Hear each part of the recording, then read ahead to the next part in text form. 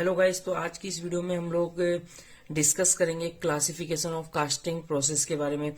जैसा कि आपको पता होगा कि पिछली 2 वीडियोस में, जो लास्ट की हमने 2 वीडियोस बनाई है, उसमें बेसिकली फर्स्ट वीडियो में हमने कास्टिंग की बेसिक जो कंसेप्ट है उसके बारे में डिस्कस किया, और सेकेंड वीडियो में हमने डिस्कस किया steps involve in casting process. Now this video is related to classification of casting process, मतलब कास्टिंग प्रोसेस को कितने तरीके से हम क्लासिफाइड कर सकते हैं, क्या डिफरेंट डिफरेंट टाइप्स हैं, उनके बारे में हम डिस्कस करेंगे इस वीडियो में। तो गाइज बेसिकली कास्टिंग प्रोसेस को 3 पार्ट्स में कैटेगराइज किया गया है, जिसमें फर्स्ट पार्ट है expendable mould casting, then second part है permanent mould casting, and third part है कंपोजिट मोल्ड कास्टिंग। अब देखिए, जो एक्सपेंडेबल मोल्ड कास्टिंग होता है इसके बारे में मैं आपको बेसिक बता देता हूँ कि एक्सपेंडेबल मोल्ड कास्टिंग जो होता है, इसमें बेसिकली हम जो मोल्ड यूज करते हैं वो बेसिकली सैंड का मोल्ड होता है। किसका बना हुआ होता है? सैंड का। और जो हम प्रोडक्शन करते हैं इससे एक्सपेंडेबल मोल्ड कास्टिंग के जितने भी मेथड्स होते हैं उससे बेसिकली हम जो एक्सपेंसिव पार्ट्स होते हैं किसी भी शेप के, उसको हम अगर उसका लेस प्रोडक्शन करना हो, क्या करना हो? लेस प्रोडक्शन, तो हम इसका यूज बेसिकली करते हैं। बट जो मेन डिफरेंस है वो क्या है कि जो यहाँ पे मोल्ड यूज होता है वो किसका होता है? सैंड का होता है। और परमानेंट मोल्ड कास्टिंग की अगर हम बात करें तो परमानेंट मोल्ड कास्टिंग बेसिकली किसका बना होता है? इसमें जो मोल्ड होता है वो मेटल्स का बना होता है। किसका बना होता है? मेटल्स का। और ये बेसिकली जो यूज आता है वो यूज आता है बल्क प्रोडक्शन के लिए। किसके लिए काम आता है? बल्क प्रोडक्शन के लिए।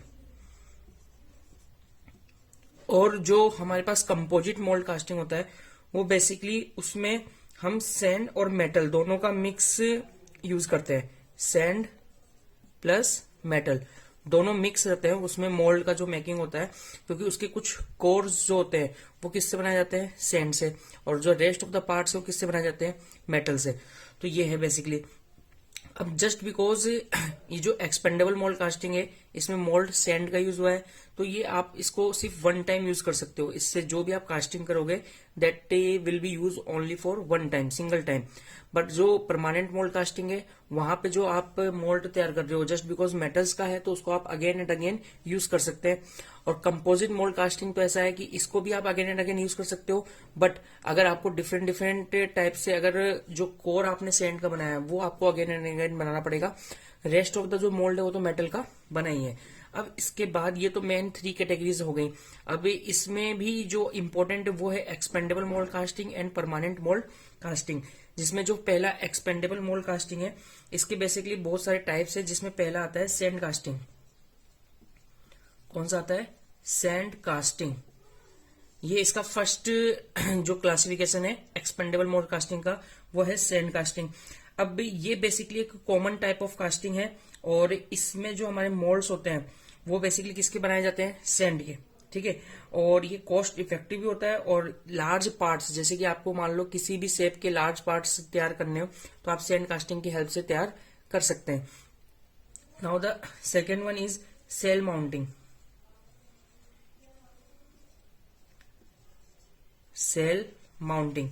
अब सेल माउंटिंग क्या होता है कि जैसे मान लो, सबसे पहले तो समझ लो कि ये बहुत प्रिसाइज मेथड है। प्रिसाइज मेथड मतलब बहुत एक्यूरेट मेथड है एक्सपेंडेबल मोल्ड कास्टिंग का। और इसमें जो है सैंड और रेजिन दो चीजें हैं। सैंड प्लस रेजिन दोनों को आपस में मिक्स कर दिया जाता है।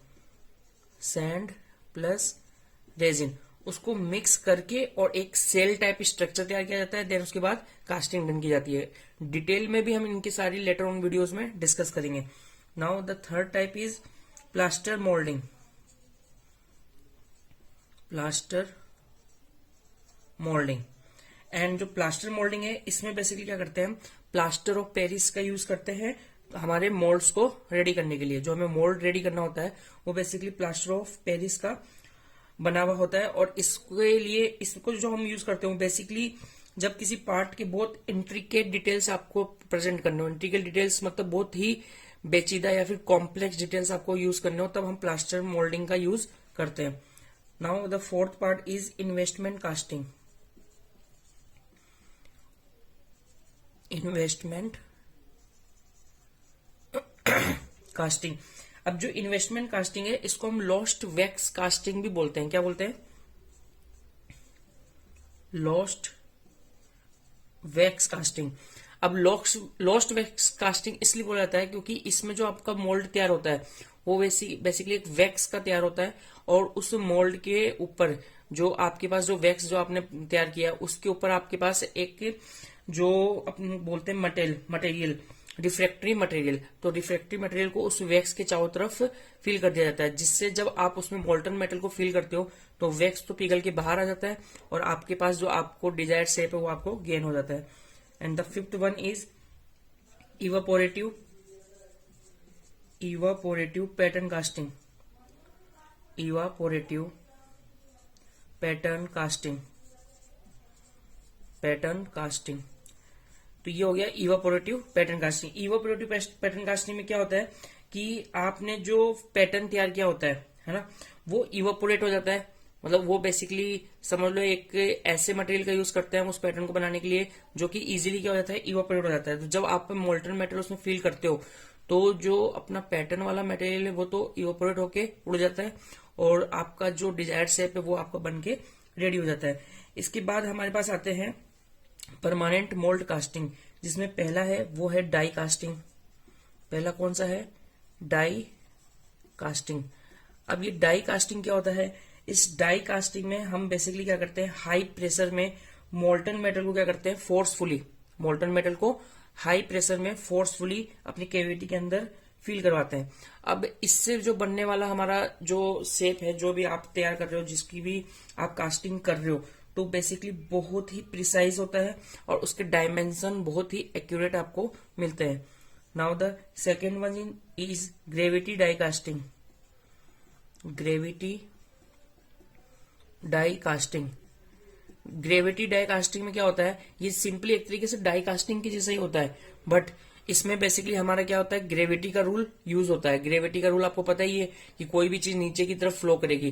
तो जब आप मोल्टन मेटल को पर्टिकुलर पोरिंग बेसिन से जब आप पोर करते हो तो इसमें ग्रेविटी का कंसेप्ट लगता है और ऑटोमेटिकली सारे जो मोल्टन मेटल है वो अपने अपने प्लेसेस में मूव कर जाते हैं। Now the third one is centrifugal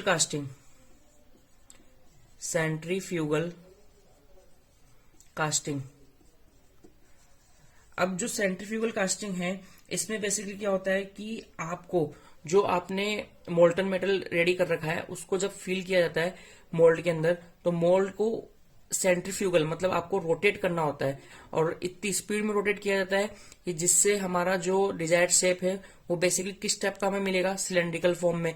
तो अगर मान लो आपको कोई सिलेंड्रिकल फॉर्म की शेप की कास्टिंग करनी हो तो हम बेसिकली वहां पे कौन से मेथड यूज करते हैं, सेंट्रीफ्यूगल कास्टिंग। बड़े बड़े जैसे टैंक्स बनाए जाते हैं मटेरियल्स के, तो उनमें बेसिकली सेंट्रीफ्यूगल कास्टिंग का यूज होता है। प्लास्टिक के टैंक बनाए जाते हैं, वहां पे भी सेंट्रीफ्यूगल कास्टिंग का यूज होता है। And the fourth one is continuous casting. अब जो ये फोर्थ कंटिन्यूअस कास्टिंग है इसमें बेसिकली क्या होता है कि आपको मोल्टन मेटल को सोलिडिफाइड किया जाता है कंटिन्यूअस लेंथ में। मान लो आपको एक रोड तैयार करनी है, ठीक है, और वो आयरन की एक रोड है। सपोज इस आयरन की रोड की लंबाई जैसे कि आपको पता है बहुत ज्यादा होती है, तो इस वाले प्रोसेस में हमें कंटिन्यूअस कास्टिंग का यूज करना होता है। इसमें जैसे जैसे आप अपने मोल्ड में मोल्टन मटेरियल को फिल करते जाते हो तो एक कंटिन्यूअस सोलिडिफिकेशन डन होता है। क्या होता है, कंटिन्यूअस सोलिडिफिकेशन। और कंटिन्यूअस सोलिडिफिकेशन डन होने की वजह से हमारा कंटिन्यूअस कास्टिंग डन हो जाता है। अब जो आपका लास्ट वन है ये तो बेसिकली इंपॉर्टेंट आपके जो एग्जाम पॉइंट ऑफ व्यू से अगर हम बात करें तो एक्सपेंडेबल कास्टिंग और परमानेंट मोल्ड कास्टिंग ये दोनों ही इंपॉर्टेंट है। कंपोजिट मोल्ड कास्टिंग आपको एक एक्स्ट्रा नॉलेज के लिए आपको ध्यान में रखना है, इसमें सैंड प्लस मेटल दोनों ही चीजों का यूज होता है आपके मोल्ड को तैयार करने के लिए। तो इसमें जो टाइप यूज होता है वो बेसिकली होता है सैंड परमानेंट कास्टिंग। इसमें सिर्फ एक ही टाइप है, sand permanent mould casting. Sand permanent mould casting का मतलब ये हो गया कि जैसे कि आपका जो मोल्ड है वो उसके बेसिक जितने भी स्ट्रक्चर्स है वो तो किसके होंगे, मेटल्स के, और जो उसमें आपको होल्स या फिर जो कुछ कॉम्प्लेक्स स्ट्रक्चर को ऐड करना है वो किसका बना होगा, सैंड का। तो ये दोनों ही चीजों का यूज करके हम इस कास्टिंग को डन करते हैं, इसलिए उसको हम बोलते हैं कंपोजिट मोल्ड कास्टिंग।